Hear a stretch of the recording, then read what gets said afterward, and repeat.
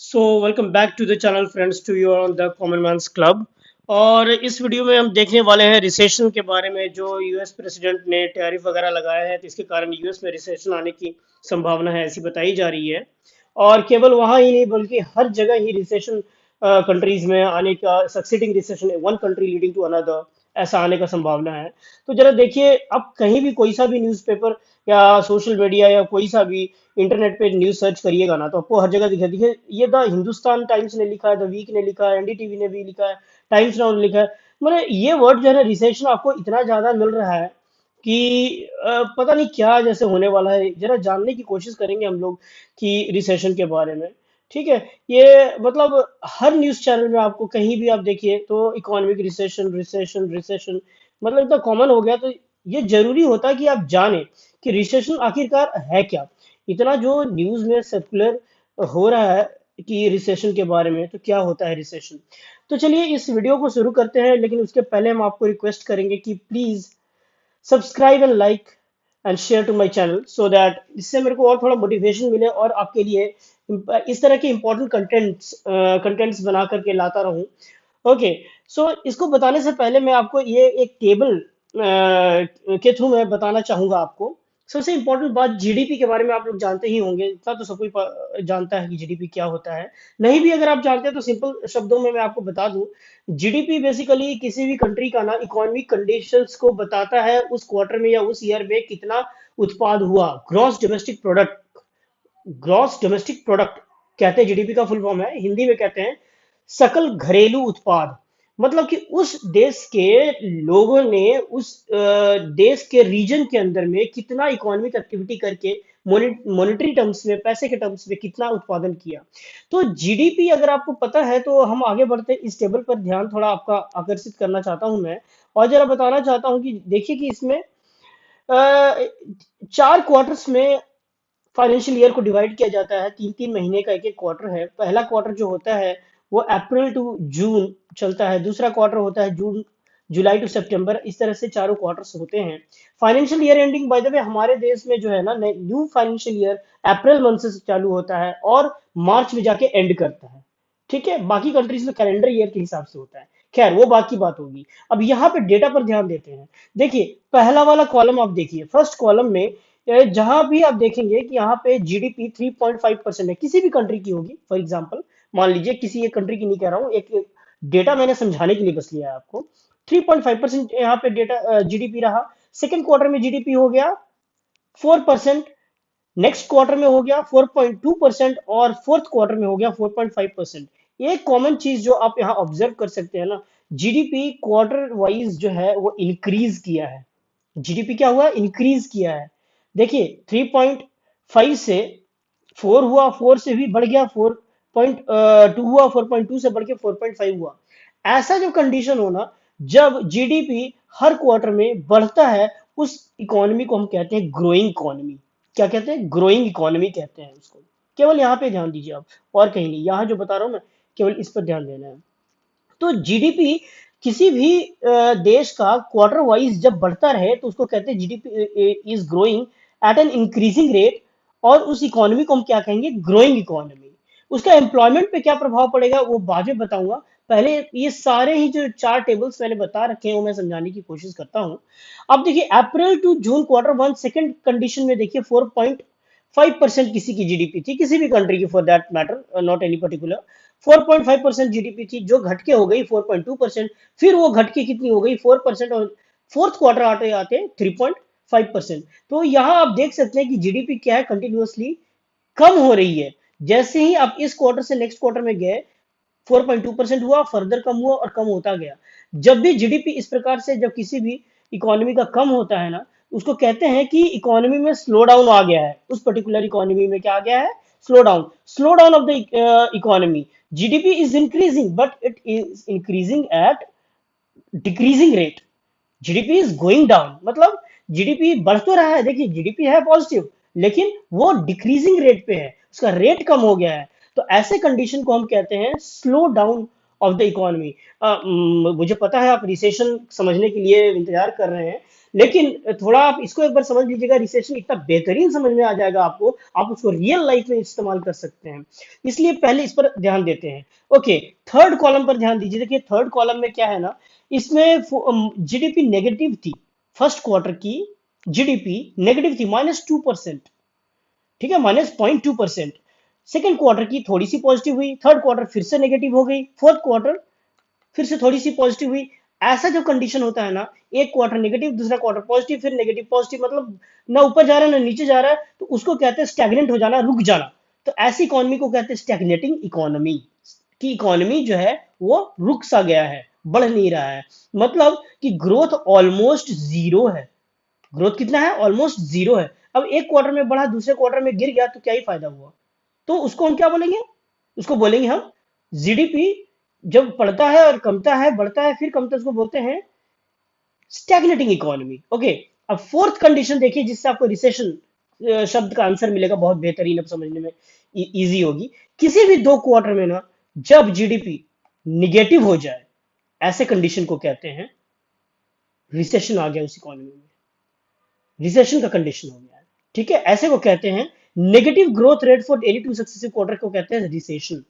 Recession का basically ये मतलब होता है, ये कंट्री स्पेसिफिक होता है फ्रेंड्स, किसी एक कंट्री में होता है। ठीक है, अब वो फिर दूसरे कंट्री को लीड करने लगे ना, तो उसको कुछ और कहते हैं। क्या कहते हैं आगे हम वीडियो में देखेंगे। इसलिए मैं आपको कह रहा हूं, I would request you to please watch the complete video, and believe me, you won't regret after watching the video.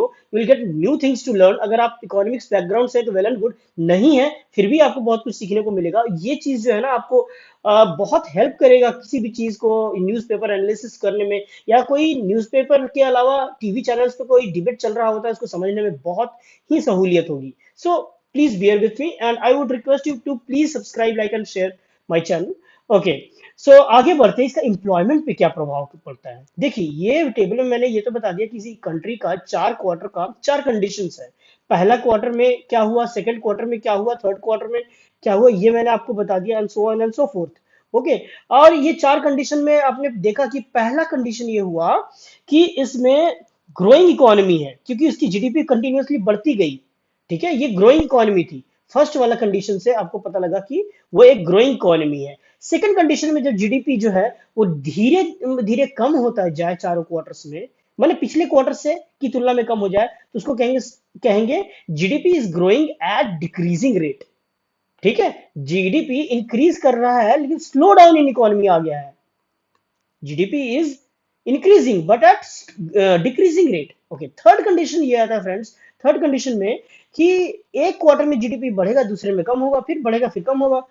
इसको कहते हैं ना stagnation in economy. Stagnant word का मतलब हो जाए थम जाना, जी इकोनॉमी थम सी गई है, इकोनॉमी जो है थम सी गई है, स्टैग्नेशन इन इकोनॉमी कहते हैं उसको। ओके, चौथा वाला जो कंडीशन मैंने दिखाया है कि किसी भी टू सक्सेसिव क्वार्टर में जब भी नेगेटिव ग्रोथ रेट आपको देखने को मिले, जीडीपी में सकल घरेलू उत्पाद का नेगेटिव ग्रोथ रेट किसी भी टू सक्सेसिव क्वार्टर्स में देखने को मिले, उसी को कहते हैं हम रिसेशन का कंडीशन। ठीक है, इसका एम्प्लॉयमेंट पे क्या प्रभाव पड़ता है जरा देखते हैं।